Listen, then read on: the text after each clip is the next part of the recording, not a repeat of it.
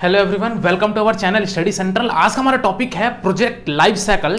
Project life cycle को समझेंगे और साथ ही साथ इसके फेसेस और प्रोसेस को भी समझेंगे कि हम कोई भी प्रोजेक्ट जब बनाते हैं या फिर कोई भी प्रोजेक्ट हम जब कंप्लीट करते हैं तो उसके शुरू से लेके आखिर तक हम कौन कौन से प्रोसेस से गुजरते हैं या फिर वो कौन कौन से प्रोसेस हैं जो कि प्रोजेक्ट लाइफ साइकिल के अंतर्गत आता है।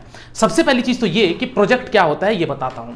प्रोजेक्ट मीन्स आप डेफिनेटली आप अपने स्कूल पे या अपने कॉलेजेस में आप ये बनाए होंगे, कोई एक प्रोजेक्ट, कोई एक टास्क या फिर कोई एक पर्टिकुलर मॉडल आप जरूर प्रिपेयर किए होंगे। अब यहां पे प्रोजेक्ट का मतलब ये होता है कि किसी कोई एक स्पेसिफिक काम जो कि एक तय ड्यूरेशन के लिए वो निर्धारित की जाती है, यानी कि एक शुरू होने से लेके आखिरी तक का कोई काम, कोई एक टास्क या फिर कोई एक, आप लोगों को कहना चाहिए एक वर्क अगर आपको दे दिया जाए तो बिगिनिंग से लेके एंड तक अगर वो कंप्लीट करते हैं, दैट्स ओवरऑल प्रोजेक्ट कहलाता है। यानी कि प्रोजेक्ट हमको एक टास्क के फॉर्म पे दिया जाता है जो कि हम एक स्पेसिफिक टाइम पे और एक स्पेसिफिक वर्क मेथड अप्लाई करके उस चीज को हम कंप्लीट करते हैं। तो ये प्रोजेक्ट लाइफ साइकिल क्या होता है कि आप प्रोजेक्ट बनाने का ही काम कर रहा है, लेकिन लाइफ साइकिल मींस इस पूरे प्रोजेक्ट को बनाने के लिए हम कौन कौन से फेसेस इंक्लूड करते हैं, किन किन पड़ाव से हमको गुजरना पड़ता है और इनके अंदर हमारे कौन कौन से नीड्स होती है, कौन कौन से एनालिसिस और कौन कौन से आपकी इंस्पेक्शन होती है। ये सारी चीजें आपकी आती है प्रोजेक्ट लाइफ साइकिल के अंतर्गत। दूसरी चीज ये कि फेसेस और प्रोसेस समझने से पहले हमको पहले प्रोजेक्ट डिसाइड करना पड़ता है या पहले हमको प्रोजेक्ट को देखना पड़ता है, आइडेंटिफाई करना पड़ता है कि वो प्रोजेक्ट हमारे लिए कौन सा सुटेबल है, प्रोजेक्ट के लिए कौन से हमको एनालिसिस करनी चाहिए, कौन सी मेथडोलॉजी अप्लाई करनी चाहिए। ये सारी चीजें आपकी पहले प्रोसेस में आती है, that's a process identification, project identification. Project identification means ये एक फेस है आपके किसी भी प्रोजेक्ट को एग्जीक्यूट जब करने जाते हैं, यानी कि आपको एक प्रोजेक्ट दे दिया गया या फिर आपने एक प्रोजेक्ट बनाने के लिए एक टेंडर लिया है, एक आप प्रोजेक्ट तैयार करने जा रहे हैं, तो सबसे पहला जो आपका फेस होगा वो होगा आपका प्रोजेक्ट आइडेंटिफिकेशन। पहले आपको प्रोजेक्ट को पहचानना पड़ेगा, प्रोजेक्ट के ऊपर लगने वाले एनालिसिस कौन कौन सी होगी, कैसे आपको वहां पे डिजाइन करनी है, ये सारी चीजें पहले आपको तैयार करनी पड़ेगी। It's under a project identification.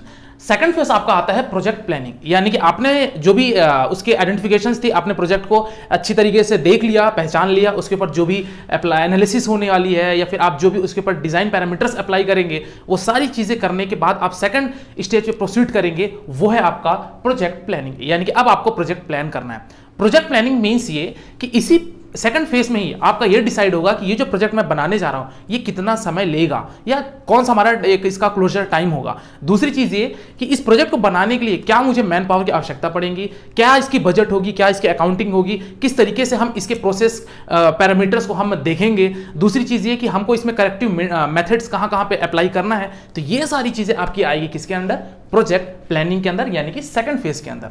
तीसरा फेज आपका आता है प्रोजेक्ट लाइफ साइकिल का, वो है आपका प्रोजेक्ट इंप्लीमेंटेशन। अब इस थर्ड फेज से आपका प्रोजेक्ट अब बनना स्टार्ट होगा। अब प्रोजेक्ट बनना स्टार्ट मतलब कि यहां पे अब आपको जो भी प्रोसेस है, जो भी प्रोजेक्ट आप बनाने जा रहे हैं, यानी कि एग्जीक्यूट कर रहे हैं, इंप्लीमेंट कर रहे हैं, तो उस प्रोजेक्ट में अब आपको वहां पे कोई और एक्स्ट्रा मैन पावर की आवश्यकता है, क्या आपको वहां पे नीड्स है। साथ ही साथ अगर प्रोजेक्ट के दरमियान कोई आपसे अगर गलती हो जाती है तो उसको आपको प्रिवेंट करते हुए चलना है। अदरवाइज अगर आप गलत चीज कर दिए तो वो आपको फाइनल पे प्रॉब्लम क्रिएट करेगा, या फिर ये कहना चाहिए कि ये प्रोजेक्ट आपका अल्टीमेटली पूरा टर्मिनेट हो जाएगा क्योंकि आपका प्रोजेक्ट ही गलत रहेगा।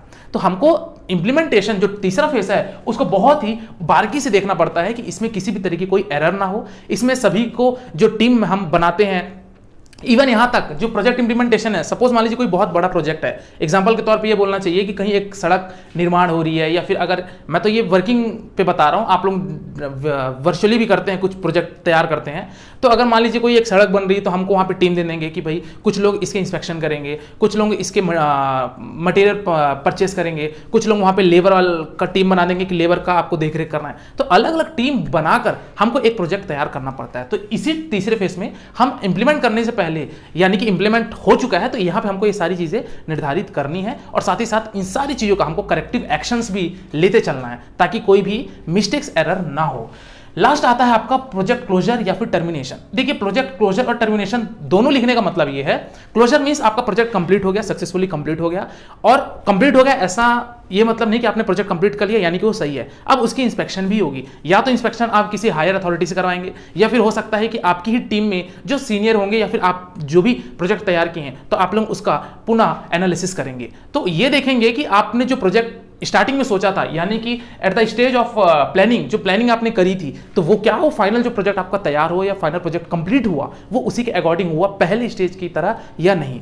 तो इस तरीके से आपको प्रोजेक्ट कंप्लीट होगा, यानी कि कंप्लीट होने के बाद भी आपको उसको इंस्पेक्शन करनी है, आपकी उसकी जो भी अगर सपोज असेंबली वाली बात है तो असेंबली करके उसका एक प्रॉपर एनालिसिस करना है। ये सारी चीजें आपके प्रोजेक्ट क्लोजर में आती हैं। और टर्मिनेशन का मतलब ये हुआ कि सपोज प्रोजेक्ट आपका फेल हो गया, प्रोजेक्ट आपका खराब हो गया, आपने जो प्लान किया था वो उसके अकॉर्डिंग नहीं हुआ, उस डेट पर नहीं हुआ। हो सकता है कि आपने 6 महीना का टाइम ड्यूरेशन रखा हो लेकिन 6 महीने के बाद हो रहा है, या फिर आपका 6 महीने के अंदर मतलब 6 महीने के पहले ही आपके प्रोजेक्ट फेल हो गए, किसी कारणवश कोई प्रॉब्लम्स आ गई, तो ये सारी चीजें आपकी प्रोजेक्ट टर्मिनेशन में कहलाती है।